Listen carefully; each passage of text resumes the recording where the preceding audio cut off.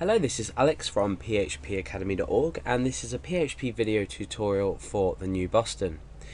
Now in this video we're going to be looking at how we can convert an email address by processing it dynamically in this index.php file, and we want to generate an image version of this text, so convert the text to graphic. So a graphical representation of the text in this generate.php file, and we're going to do this using the PHP GD library. Now if you don't already have the GD library installed, or you don't think you have it installed, follow along with the tutorial and see if you have any output. If you don't, you can also, or alternatively, you can use PHP info to check whether it's installed.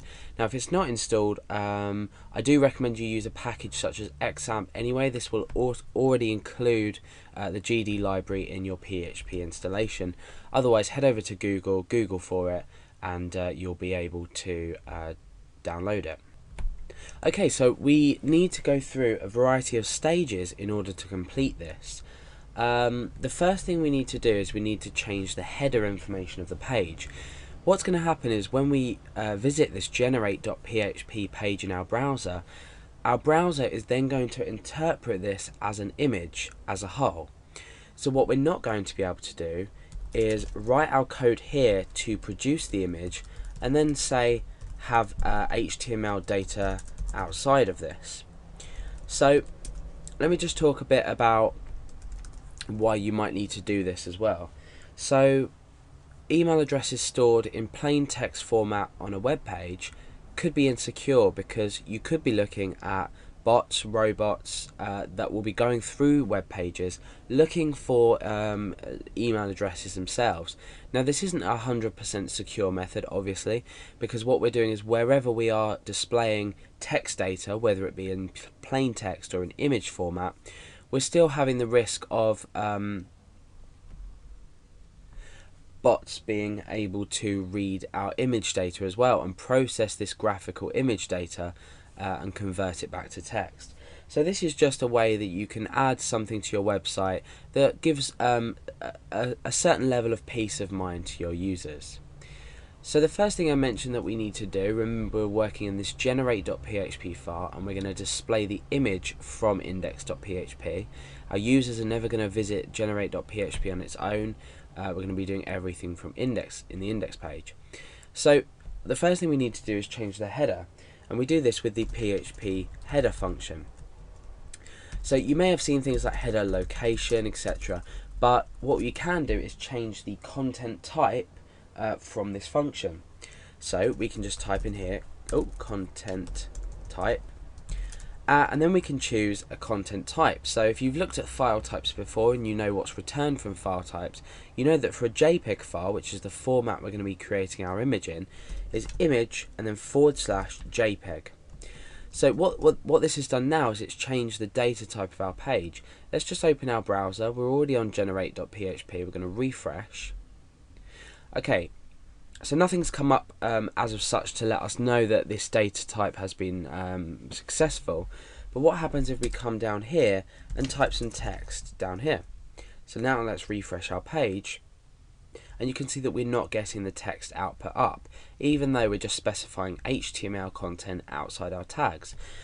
Now we can successfully say that our content type has been changed, or more or less successfully say that it's been changed. So we've changed the content type of our page, which is extremely important because we are going to be, in the end, using a function called image.jpg, and we're going to be outputting our created JPEG image to the page.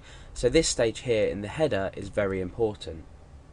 So the next thing we need to do is specify the email and also the email length. Now the email length will come into context later when we use this length to determine how wide the image is going to have to be. So for now, let's just specify the email. Now what I'm going to do for now is specify this as just a static variable with static text. We're not going to be using dynamics. Later we're going to be using the get. We're going to be using get in the browser to process this. So it will look something like $_get email. But for now, just so it's easy to test as we go through our program, I'm just going to say example@example.com. So now what we need to do is grab the length of this email. So that's basically the string length, and what this is going to do is we're going to see how big our font creates each character to be and multiply the width of our image to be like that. For example, if we had, let's just say we had Alex, the text we were outputting was Alex, and the width of each character was, let's say, I don't know, 5 pixels, we'd end up with a 5, 10, 15, 20, so 20 pixel in width image. Hopefully that makes sense. If not, later when we use the function you'll understand a bit more about that. So let's just put our full email address in here, so example.com, and now let's create a new variable called email length, and that is going to equal strlen, so we're using the strlen function and getting the length of the email. So let's just echo that out and test that out. Let's get rid of this header so we can test content onto the page. So 19, that sounds about right, so that's worked. Okay, so what do we need to do next? Well, we need to work out the font size that we're going to be using, and then we're going to need to work out the width and the height of the image. Now the height of the image is absolutely fine. That can be just the individual height of the characters that we're using. So we're going to use a function called image font width and image font height to grab the width and the height. But for the width we need to multiply it by the length of this email address like I demonstrated earlier. The height can just remain the same because we don't need to make it any bigger than the actual text itself. So let's choose a font size, so we can create a new variable called font_size, and for now I'm going to choose that to 4. I was playing around with this earlier and the value 4 seemed like the most sort of web page like font size that I could find without condensing the text size too small to make it look too bold or making it too big to make it look too thin. You know, I had to play around with it, and I guess you can do too when you've finished your program. So the font size is equal to 4. Now what we need to do is we need to determine the image width and the height before we actually create our canvas that we can start painting on our text and our background color.